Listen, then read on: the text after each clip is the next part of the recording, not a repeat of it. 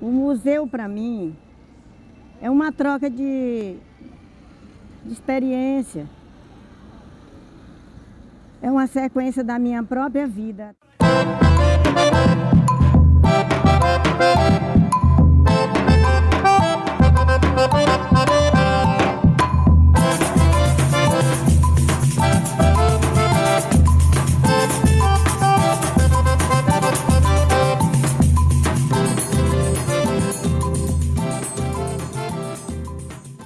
Antigamente a gente vinha trabalhar aqui em cima, daqui a gente ficava olhando a paisagem, o rio, essas aves eram menor.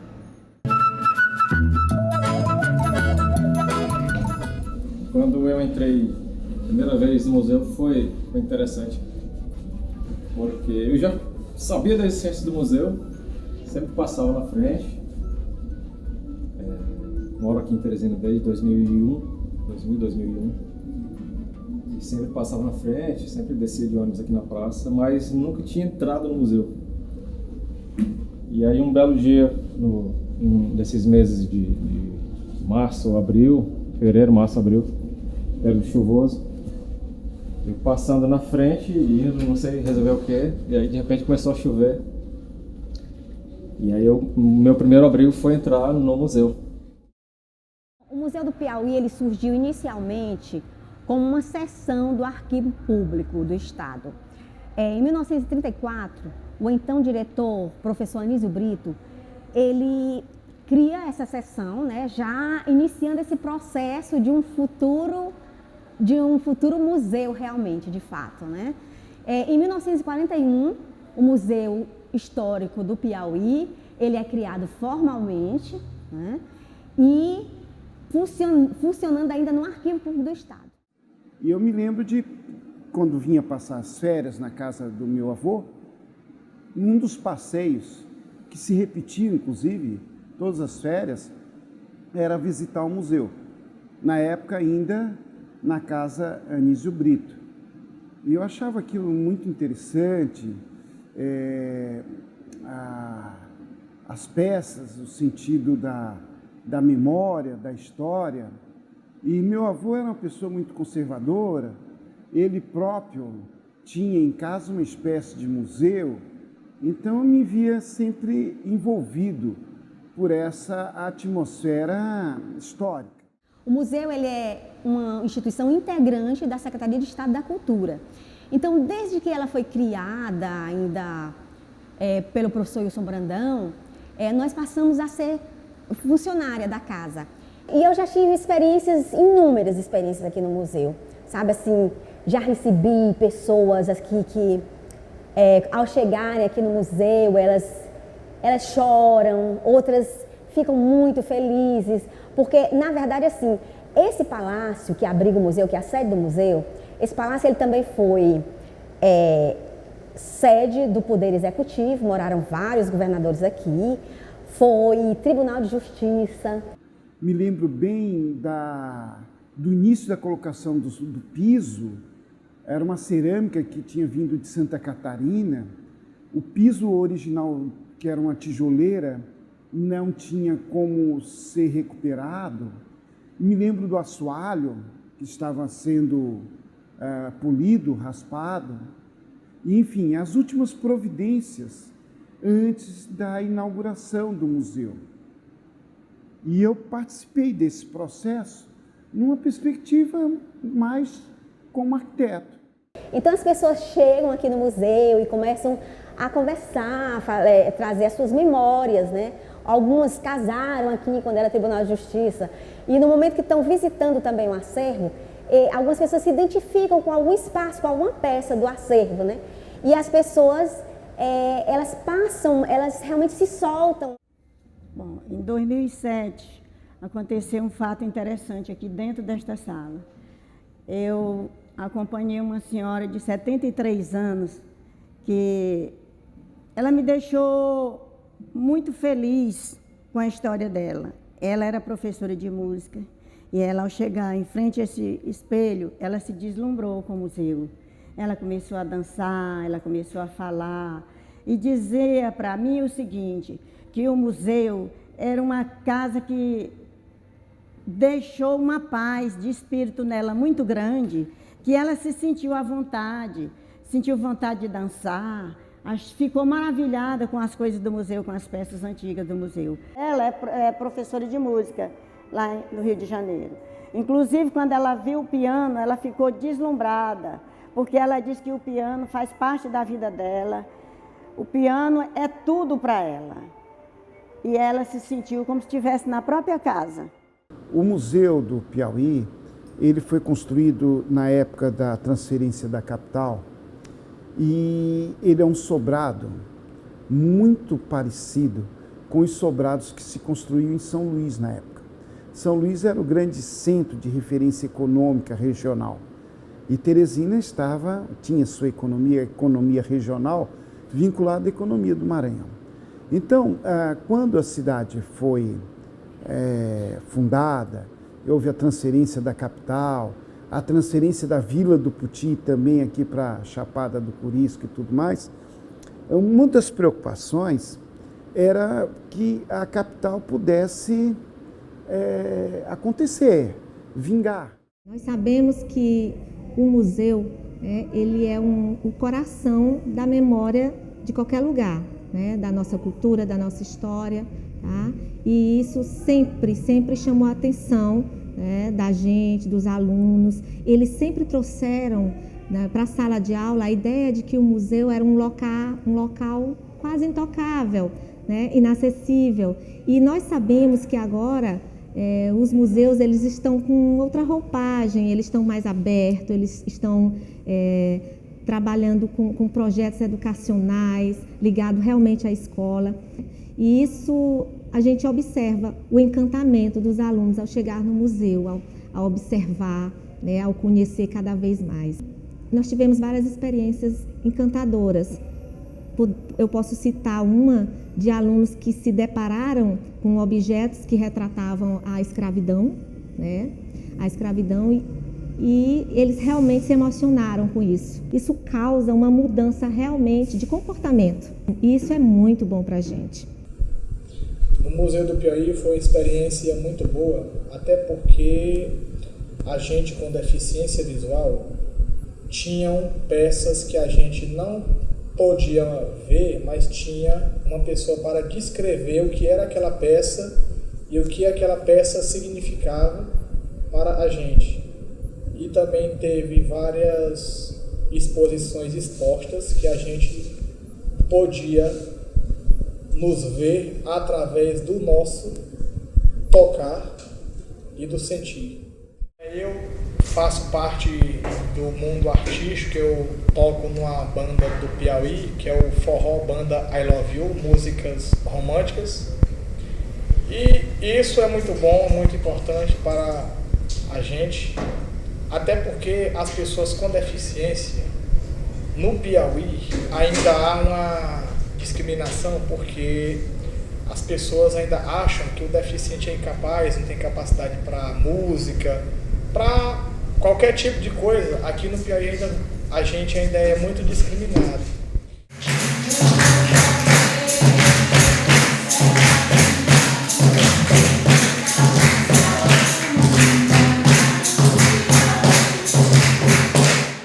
Contar histórias no museu é algo mágico.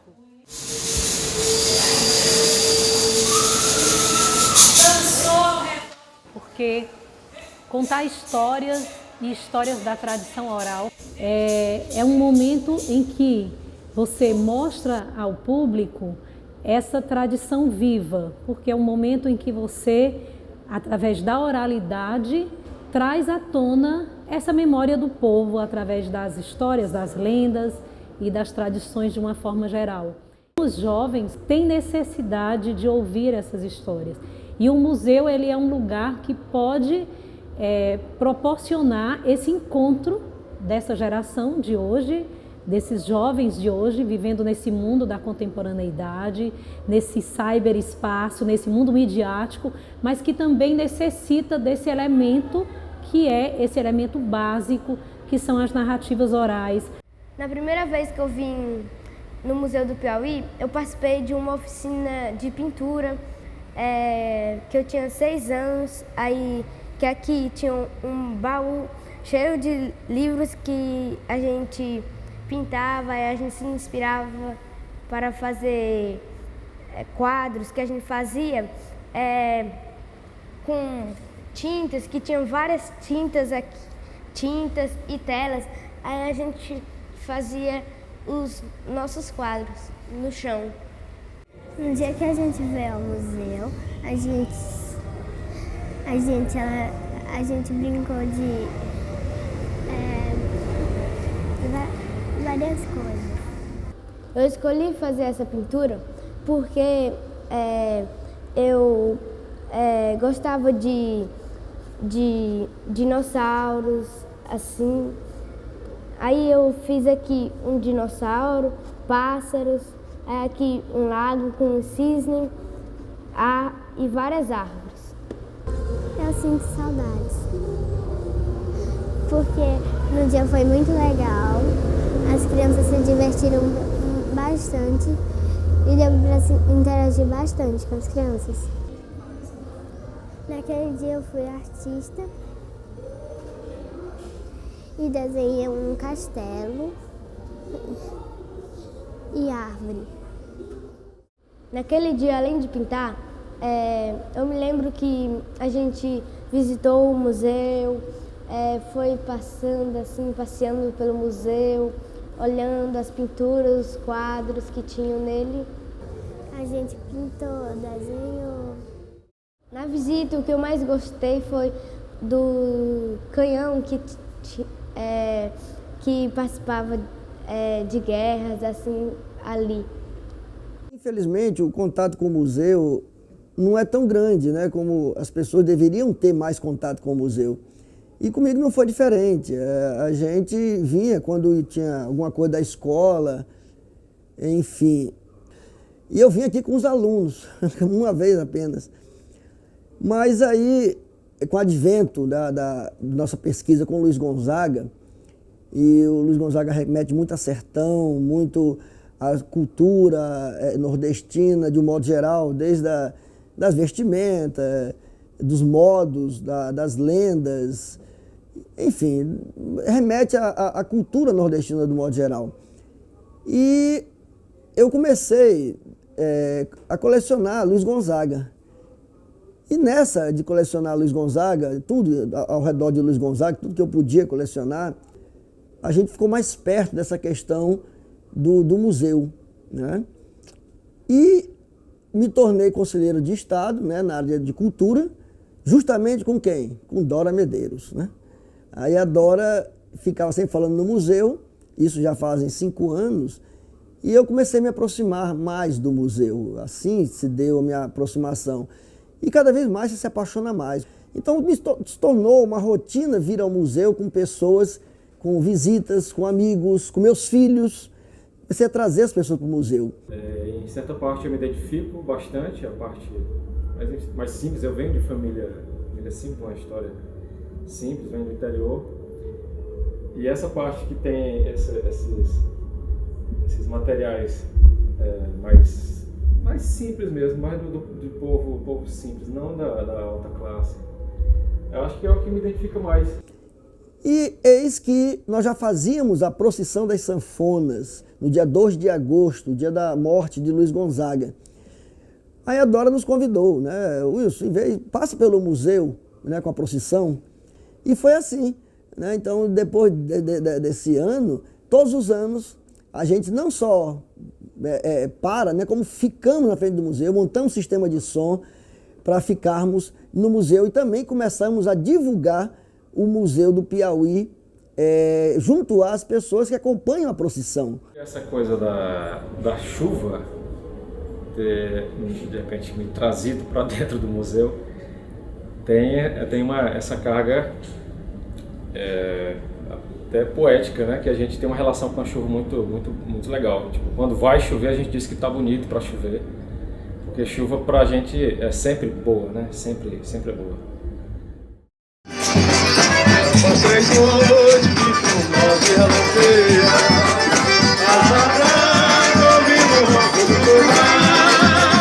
Já bateu asa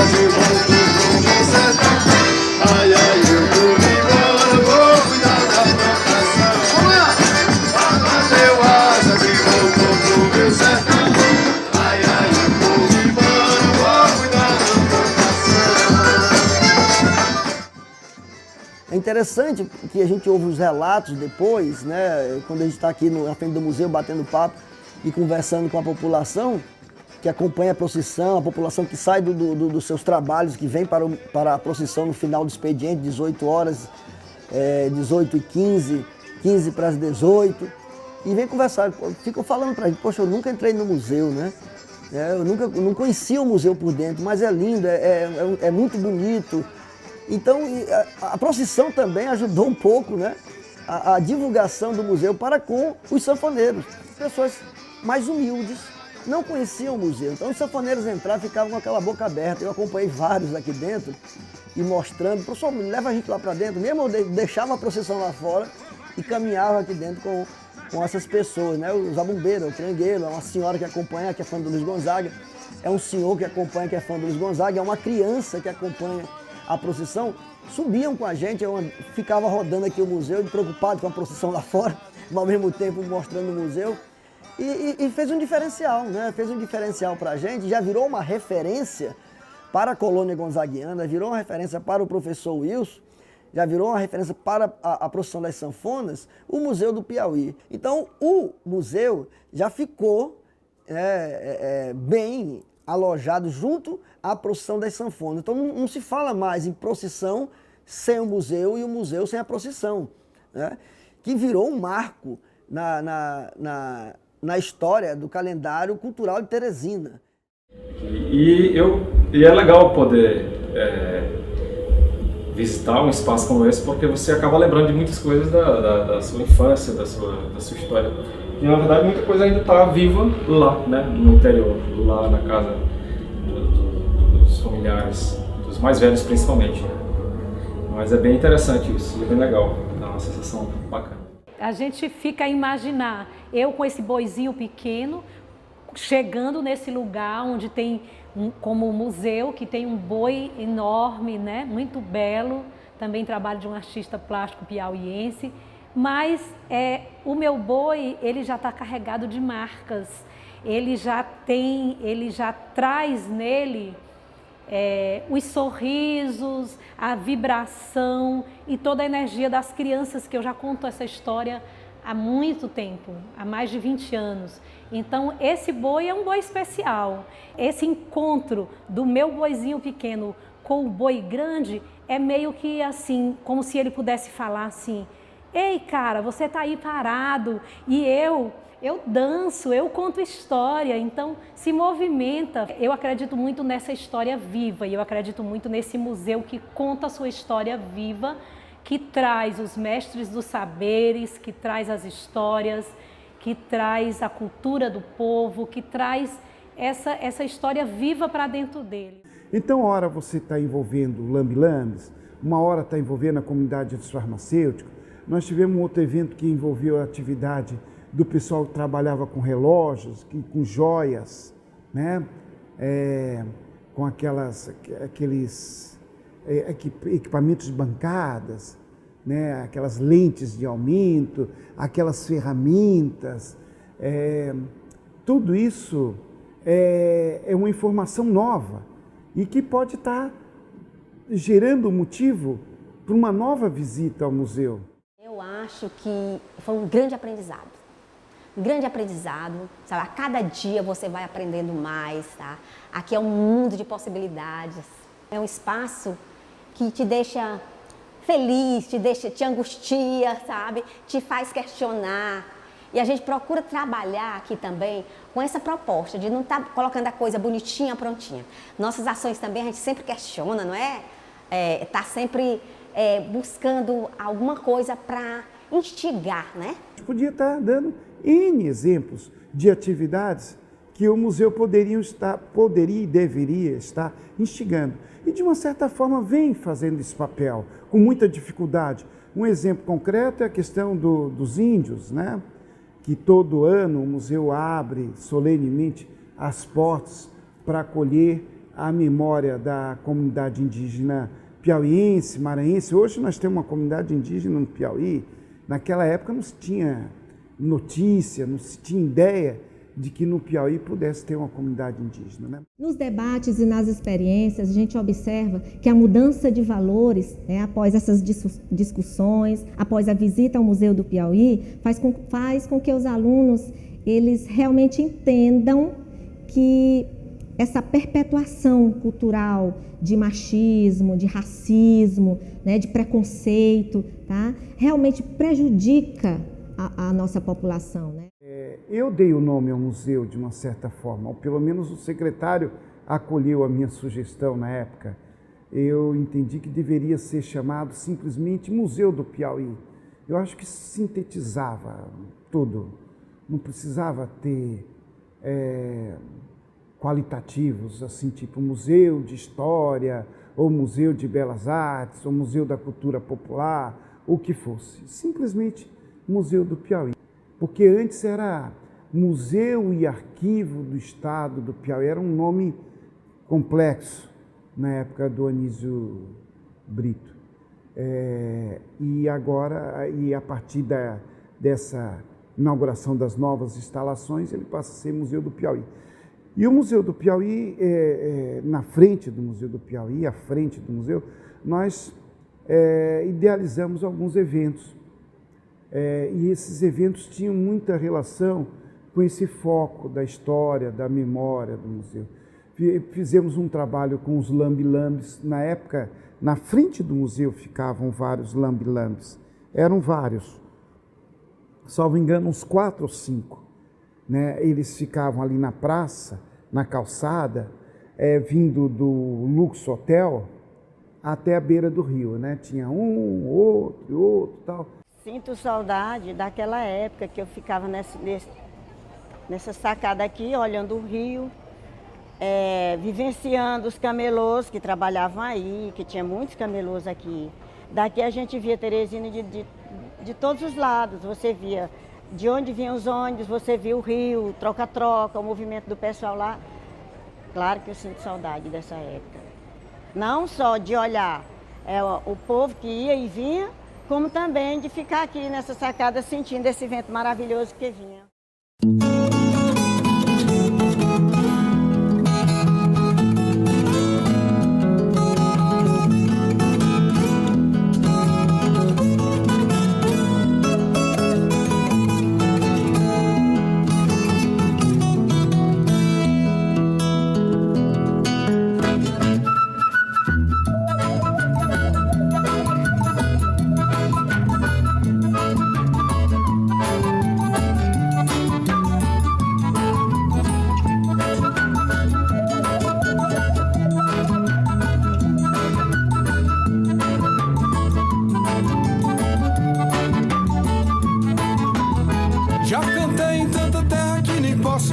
Dancei muito pé de serra em tudo quanto é lugar. Quanto mais eu ia longe, mais perto eu chegava aqui. Ainda tô pra ver uma coisa que não vi no Piauí.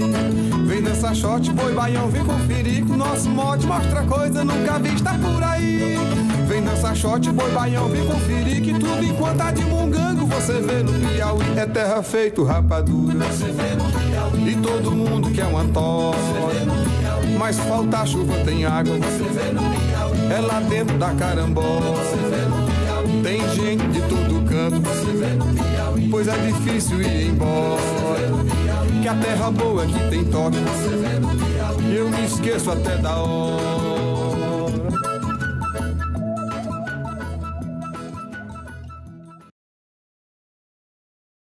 Na área aberta assim, eu fixei muita minha vista aqui de canhão, né? E aí a vontade era de, sair daquele grupo e percorrer os corredores sozinho. Porque eu achava uma aventura, descobrir isso tudinho. Aí eu achava assim, muito, digamos assim, eu achava assim um museu, a primeira vez que eu achava um museu assim muito cheio de regras, na minha cabeça, cheio de regras, você não pode tocar que vão brigar comigo, não sei o quê. Aí eu achava essa coisa meio parada. Aí quando a gente retorna muito tempo depois, aí a gente vê que realmente tem que ter aquele zelo, né, da preocupação com as peças. E que aquilo que antes era, digamos assim, só um objeto para você já vê que hoje já faz parte de uma história também. Cada objeto que está no museu, ele conta uma história, ele tem uma história. Mesmo no museu ele passa a ter uma história, tem entranhada nele. E aí, assim, o que tu falou é casa, Cris. Por isso que teu depoimento tem que estar no documentário.